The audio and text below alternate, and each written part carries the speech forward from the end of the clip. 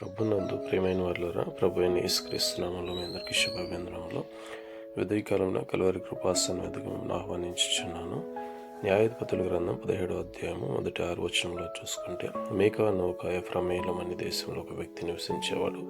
అతని తల్లి దగ్గర నుంచి 1,100 వెండి రూకలను తీసుకుని, ఇదిగో నీకు మరలా వాటిని ఇచ్చిచున్నానని చెప్పినప్పుడు ఆమె యెహోవా చేత ఆశీర్వదింపబడినగాక అతన్ని దీవించి అతని దగ్గర నుంచి ఆ రూకలు తీసుకుని వాటిలో 200 రూకలను తీసుకొని పోత విగ్రహమును చేయించుటకు ఇచ్చాను.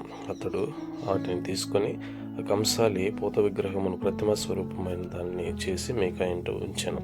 అతనికి ఒక దేవమందిరం ఉన్నది. అందులో ఎఫోదును గృహదేవతలను చేయించి తన కుమారులో ఒకను ప్రతిష్ఠించినప్పుడు అతడు ఇతనికి యాజకుడిగా ఉన్నాడు. ఆ దినములలో ఇశ్రాయేలుకి రాజు లేడు కాబట్టి ఎవరి ఇష్టానుసారంగా వారు జీవించుచున్నారనే మాటను మనం చూస్తున్నాం. ఆమేన్.